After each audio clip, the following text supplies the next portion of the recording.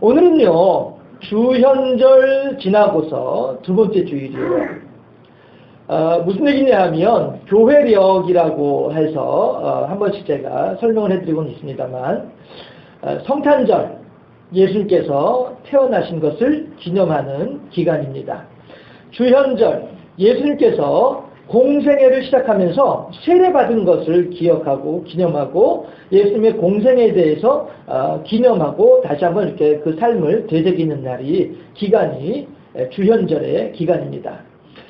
보통 이제 양력으로 1월 6일부터 1월 6일을 주현절로 사람들은 생각을 해요. 세례 요한으로부터 세례받았던 날이 그날이다라고 이제 여러 가지 자료들을 통해서 그렇게 이제 생각을 하는 것이죠. 해서 1월 6일이 지난 첫째 주가 주현절 첫 번째 주일이고 오늘은 그 두 번째 주일입니다. 해서 주현절 하게 되면 말씀드렸던 것처럼 예수님께서 세례받으신 이후에 공생의 기간을 어떻게 지내셨는지에 대해서 다시 한번 말씀을 따라 생각해보는 기간인데, 그리고 또한 교회력에 따라서 성서일과라고 하는 그 목록이 있어요. 성구집이 있어요. 해서 이 절기 때에는 이 성경을 읽고 이 절기 때에는 이 성경을 보고 하는 이런 것들이 이제 예전 교회 전통적으로 내려오던 자료들이 그렇게 있습니다. 해서 이제 저는 주일 오전 예배 설교를 할 때에는 바로 이 교회력에 따라서 성서일과에 따라서 본문을 잡고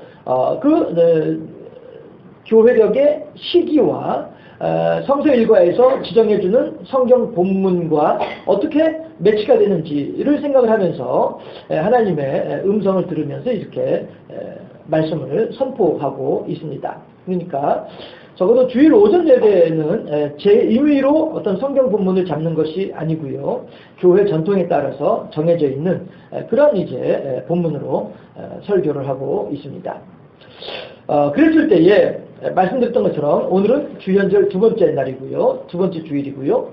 주현절이라고 하는 것이 무엇이냐? 예수님께서 이 땅에 당신의 오신 메시아로서 공생애를 시작하신 것에 대해서 기념하고 예수님의 공생애 기간에 대해서 다시 한번 되짚어보면서 그러면서 이 속에서 하나님께서 내게 무엇을 말씀하시는지, 또 교회 전통 속에서 이 주현절 두 번째 주일엔 어떤 성경을 읽도록 되어 있던가 가운데 오늘은 바로 이 사무엘상 3장 말씀이었던 것입니다. 해서 예수님께서 세례를 받을 때 요한복음 1장을 보게 되면요, 세례 요한이 또 마가복음에서도 마찬가지고요, 세례받을 당시에 예수님에 대해서 증언들 하고 있죠. 예루살렘을 중심으로 보자면요, 예루살렘은 해발 800m에 있어요. 해발 800, 그러니까 그만큼 이제 높은 곳에 예루살렘이 위치하고 있는 것이죠. 반면에 요단강이 시작되어진 어저께 이제 재직 수련회 때도 그런 이야기 저희 강사 목사님이 지도를 그렸습니다만은 위에 이제 헐몬산이 있고요. 헐몬산이 1500m, 1600m 나옵니다. 헐몬산의 해발이. 예. 헐몬산에서 만년설이 녹은 물들이 햇빛을 받아서 만년설이 녹은 물들이 쭉 이제 타고 내려와서 갈릴리 호수를 형성을 하는 거예요. 그러면 갈릴리 호수는 해발 마이너스 220m예요. 212m예요. 갈릴리 호수가 마이너스 212m이기 때문에 예루살렘을 중심으로 보면은 거의 1km 가까이 직선거리로 높이가 차이가 납니다. 여기가 예루살렘이면 여기가 갈릴리 호수가 되는 것이죠. 이 거리가 1km란 말씀이에요. 이렇게 대단한 고도의 차이를 가지고 있는 것이 갈릴리 호수예요. 그리고 갈릴리 호수에서 사해까지 내려가는 물줄기를 우리가 이제 요단강이라고 부르는데, 이 요단강은 경사가 완만해요. 그래서 어떤 이렇게 우리가 시냇물은 졸졸졸 이런 식으로 얘기를 하고요. 이제 하지만 어떻게도 강사 목사님이 시냇물을 가지고 동시에 지은 것을 가지고 이렇게 얘기를 하던데, 네. 요단강 물은 그렇게 빨리 급하게 흐르는 물이 아니에요. 그래서 거의 늪지대와도 같이 그렇게 완만하게 흐르는 그런 물이 요단강 물이거든요. 하다 보니까 요단강의 해발 고도라고 하는 것은 거의 갈릴리 호수랑 거의 같다라고도 볼 수 있고 그다지 크게 차이가 안 난다라고 볼 수 있는 것이 요단강의 해발 고도입니다. 왜 제가 이 말씀 드리느냐 하면, 저 높고 높은 별을 넘어 이 낮고 낮은 땅 위까지 내려오신 예수님에 대해서 설명하기 위해서 그 의미를 우리가 한 번 더 깊이 생각해 보기 위해서 이렇게 숫자를 여러분들에게 말씀을 드려보아요. 여러분 한번 생각을 해보세요. 800m, 해발 800m의 높은 곳에서 마이너스 212m의 낮은 곳까지 내려오신 분이 예수님이란 말이에요. 요한복음 1장에서 지금 그걸 얘기하고 있잖아요. 그런데 그 낮은 곳에 요단강변에 내려오신 예수님께서 세례 요한이 요단강물 한가운데 서 있으니까 그 세례 요한 앞으로 가시는 거예요. 그리고 세례 요한이 세례를 주기 편하도록 우리도 교회에서 세례를 베풀 때 어떻게 해요? 세례 받으신 분들이 여기 방석에 무릎 꿇고 앉으시잖아요. 그렇죠? 예수님도 마찬가지로 그렇게 세례 요한이 세례를 베풀기 편하도록 당신의 몸을 낮추시는 거예요. 심지어 침례 교인들은 아예 몸을 침례받는 사람들의 목을 받치고 그 다음에 한 손으로는 그의 코와 입을 막고 그리고서 물속에 집어넣어 버리잖아요. 그리고서는 어느 정도 시간이 지나고 난 뒤에 내가 성부와 성자와 성령의 이름으로 침례를 주노라 아멘 하고서 끄집어 올린단 말이에요. 그러면은 적어도 그 시간만큼은 2초가 되어졌든 3초가 되어졌든 그 시간만큼은 이 세상에서 가장 낮은 곳으로 내려가 있는 모습이 세례받을 때의 모습이다 하는 것입니다. 만약에 예수님께서 뭐 그런 구체적인 기록은 제가 미처 못 찾았습니다만은 만약에 예수님께서 침례를 받으셨다 한다면 정말로 당신은 가장 낮은 곳에까지 내려가신 분이 예수님이시다. 요한복음 1장을 우리가 보는 가운데 그런 말씀을 함께 생각을 해봤었죠. 예수님의 세례받으심은 이 땅에서 가장 낮아지심이고 이 땅에서 가장 낮아지심은 이 땅에 가장 밑바닥에 있는 사람들부터 차곡차곡 구원에 올리기 위한 방법이다라고 하는 것입니다. 시간적인 순서는 없습니다. 다만 사람들의 생각 속에서 사람들의 관념 속에서 저 사람은 임금이니까 가장 높은 사람이야. 저 사람은 고위 공직자니까 그 다음 정도로 높은 사람이야. 저 사람은 말단 직원이니까 뭐 어느 정도 이렇게 대충 이 정도 되는 사람이야. 저 사람은 가장 하찮은 사람이야. 우리들 스스로가 그렇게 사람들에게 대해서 계층을 만들고 있잖아요. 우리들 스스로가.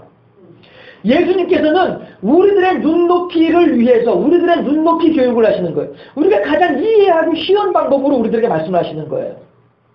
다만 이제 앞에 서 있는 저가 그것을 전달할 때에 어렵게 전달해서 문제죠. 예수님께서는요 해서 가장 낮은 곳에 있는 사람부터 위 가장 높은 곳에 있는 사람까지 모두 다 구원하기 위한 방법을 모습을 의지를 예수님의 세례를 통해서 우리들에게 보여주신다는 사실입니다. 그렇다면 과연 그 예수님께서 그 세례를 받으시고 예수님께서 공생의 기간을 살아가신 3년 반 동안의 기간이 과연 우리들에게는 룰루랄라 하는 이른바 소풍 가는 듯한 기분 좋은 흥겨운 그러한 시간이었을까요? 과연 예수님께서 공생의 3년 반의 기간 동안을 그렇게 기쁨과 즐거움으로 지내셨을까요? 아니에요. 도리어 성경에서는 예수님께서 웃으셨더라. 예수님께서 흡족해 하셨더라. 예수님께서 만족해 하셨더라. 그런 내용이 전혀 없진 않지만 도리어 더 많은 부분에 있어서는 예수님께서는 안타까워하셨더라. 예수님께서는 마음에 근심하셨더라. 예수님께서는 그 마음에 분이 일었더라. 예수님께서는 그 사람들의 어리석음으로 인하여서 가슴 아파하셨더라. 예루살렘을 향하여서는 눈물을 흘리셨더라. 당신을 배반하게 될 다른 유다를 향하여서는 너는 차라리 세상에 나지 않았으면 더 좋을 뻔했도다. 이것은 너무나도 처연한 스승으로서 제자를 향한 혹은 창조주로서 당신의 피조물을 향한 사랑의 마음인 것입니다. 결국 그 예수님께서는 겟세마네 동산에서 당신의 지난 3년 반 동안의 모든 공생의 기간의 마음을 공생의 기간 동안의 모든 정서를 한마디로 표현하시죠. 겟세마네 기도의 동산에서 아버지여 아버지여 할만하시거든 이 잔을 내게서 지나가게 하옵소서. 얼마나 당신 앞에 놓여져 있는 공생의 기간 그동안에도 힘들었는데 이리저리 돌에 맞을 뻔하고 이리저리 벼랑에 떨어질 뻔하고 이리저리 쫓겨다니고 비난받고 힘들고 쉽지 않은 그런 시간들이었으나 그 모든 시간들을 통틀은 것보다도 더 고통스러운 시간이 앞에 놓여져 있을 때에 예수님께서는 하나님을 향하여서 나로 하여금 이 잔을 피하게 하여 주시옵소서. 아버지요, 이것만큼은 너무나도 힘들어요. 지금까지도 힘든 거 잘 견뎌오긴 했지만은 이것마저 견디라고 하면 난 너무너무 힘들 것 같아요. 이게 예수님의 솔직한 고백이다 하는 것입니다. 그러나 예수님께서 우리들에게 더욱더 은혜가 되어진 것은 그 뒤에 나오는 말씀이 있죠.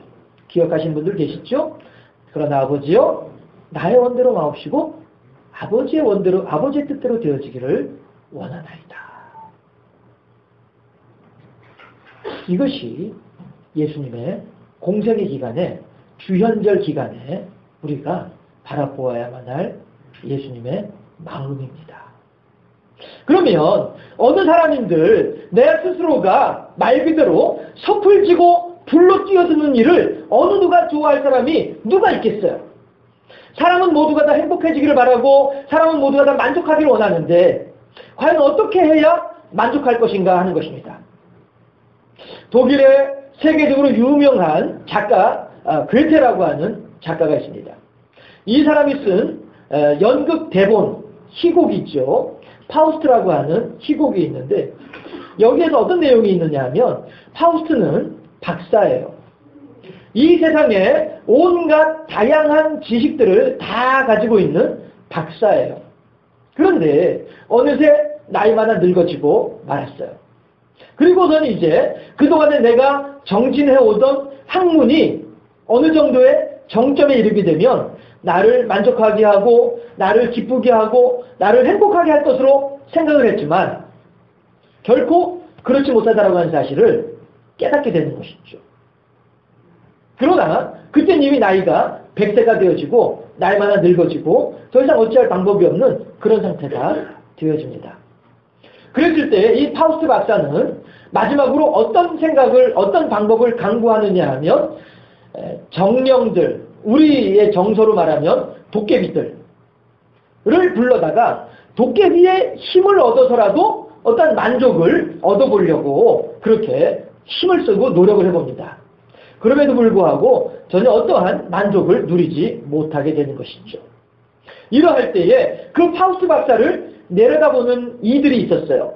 마치 욥기와 마찬가지로 하나님과 메피스토펠레스라고 하는 이름의 마귀가 같이 천상에서 파우스트 박사를 내려다보는 거예요.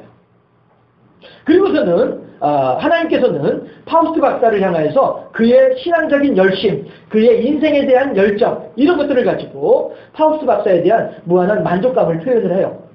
그런데 메피스토펠레스 마귀는 아닙니다. 내가 저 파우스트를 한번 넘어뜨려 볼까요? 한번 해보거라. 메피스토펠레스가 파우스트 박사 앞에 나타납니다. 내가 너로 하여금 만족감을 주마. 파우스트가 아니다. 나는 나이마다 늙어서 이제는 어떠한 것으로도 난 만족을 누리지 못한다는 나는 참으로 불행한 인간이라는 사실을 이제 알게 되었다. 아니다. 내가 당신에게 젊음을 주고 내가 당신에게 참 만족을 느낄 수 있도록 내가 해주마. 이렇게 하면서 이제 이런저런 이제 이야기들이 나오는 거죠. 그랬을 때 파우스트가 뭐라고 얘기를 하냐면 좋다. 만약에 네가 나에게 만족을 준다고 한다면 그 순간에 행복하다. 지금 이 순간이 나에게는 참으로 만족하다 라고 말하는 순간이 오게 될 때 그때 너는 내 영혼을 네가 가져가라.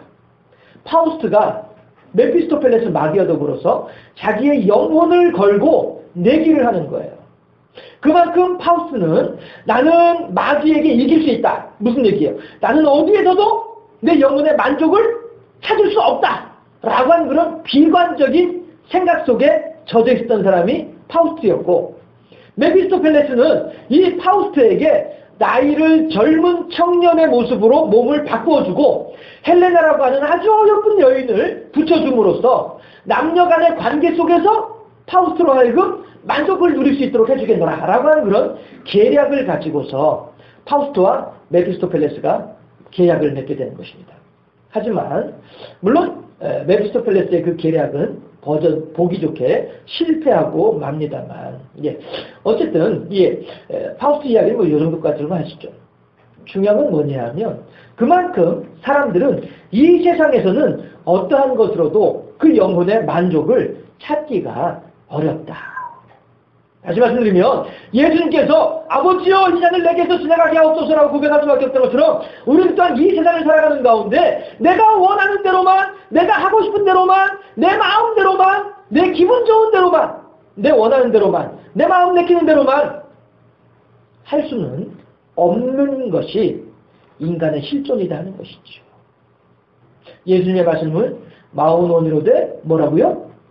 육신이 약하다고 하잖아요. 이게 인간의 본성이란 말씀입니다. 오호라 나는 곤고한대로다 누가 나를 이 사망의 옷으로 건져내리야. 사도 바울이 로마서 7장에 하는 말이요. 그런데 그 앞에 뭐라고 얘기를 해요? 내 마음으로는 하나님의 법을 지키기를 원하지만 내 육신으로는 마귀의 법을 쫓아가고 있구나. 내가 이렇게 연약한 존재로구나. 내가 이렇게 부족한 존재로구나. 우리들은 그렇게 이 세상을 살면서 오늘도 내가 하기 싫은 일이지만 내가 하고 싶은 일은 하지 못하고 어쩔 수 없이 내가 하기 싫은 일을 따라갈 수밖에 없는 그런 연약한 존재들이 우리들이더라 하는 것입니다. 예수님께서 그리하셨던 것처럼. 왜요? 예수님께서 그리하셨던 이유가 뭡니까? 아버지의 원대로 되어지기를 바라기 때문에. 내가 원하는 바는 이것이지만 하나님께서 원하는 바가 이것인 줄 내가 알고 거기에 순종하겠나이다.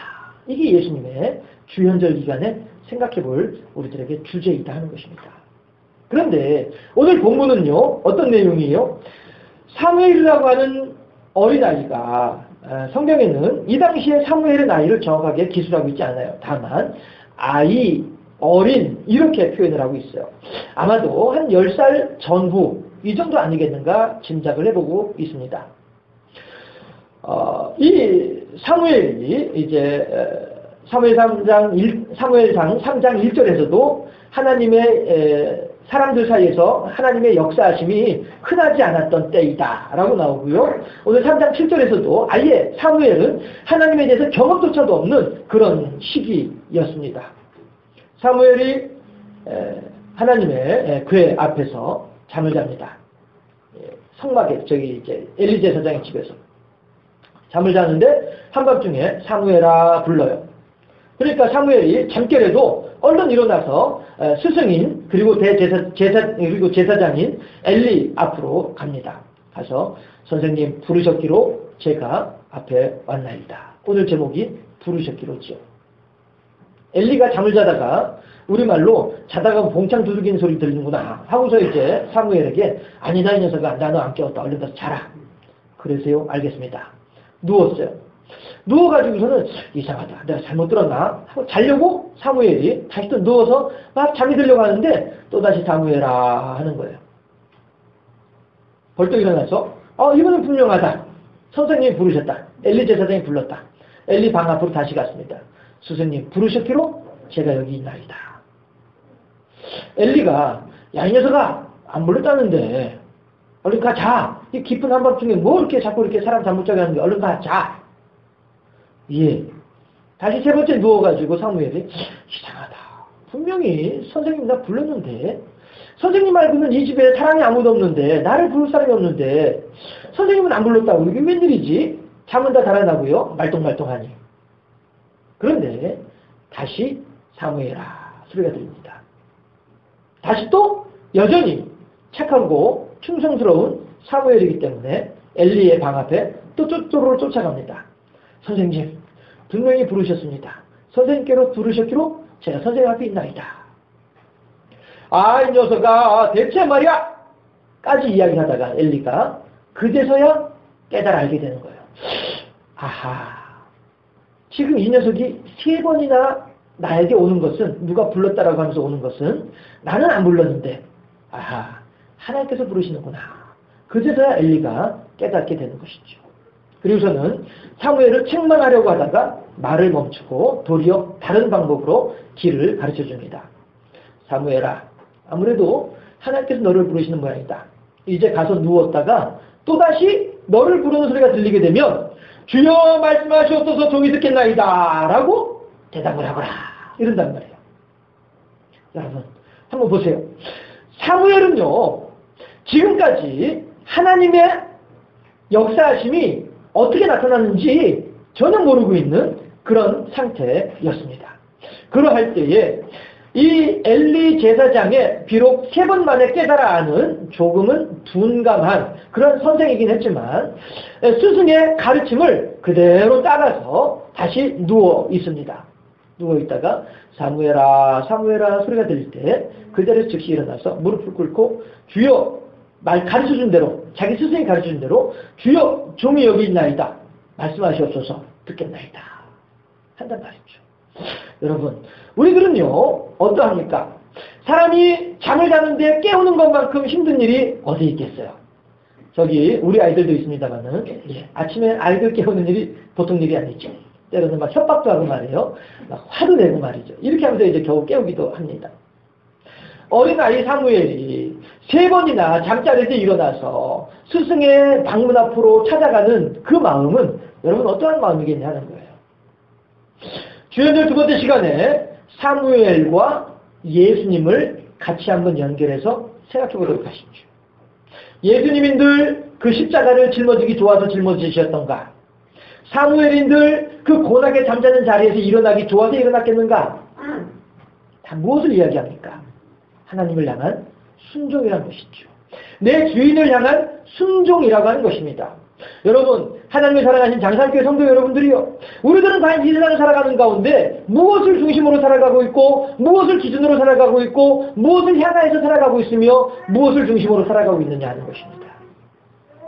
많은 사람들은 하나님의 말씀하심에 대해서 이른바 내가 복음으로 내 주관에 맞게 내 생각에 맞게 그렇게 재해석하는 경향들이 덜어 있습니다만 그러나 우리들은 내 마음속에 오늘 오후에도 함께 하나님 말씀을 생각해 볼 것이지만 내 양심의 깊은 곳에서 우러나오는 그 하나님의 말씀하심 그 하나님의 음성에 대해서 우리들은 얼마나 아멘으로 순종하고 있는가 하는 것입니다. 올라오는 하나님의 음성도 우리들의 생각이 육신의 정욕과 이생의 자랑과 안목의 정욕이 내 속에서 깊은 곳에서부터 올라오는 하나님의 그 거룩한 음성을 내 육신의 자랑이 내 생각들이 누르면서 도리어 내 생각들이 하나님의 생각인 양 내 바라는 바가 하나님께서 원하시는 바인 양 혹은 하나님을 향하여서 협박도 하지요. 하나님 내가 이번에 금식기도 하니까 반드시 내 기도 들어주셔야 됩니다. 내 기도 응답하지 않으면 안 됩니다.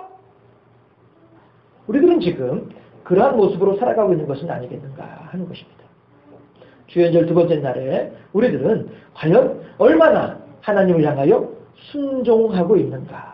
다 같이 한번 따라 하실까요? 부르셨기로 어떻게 해요? 부르셨기로 내가 여기 있나이다. 하나님을 향하여서 순종할 줄 아는 우리 모두가 되어질 수 있기를 주님의 이름으로 축원합니다. 기도하겠습니다.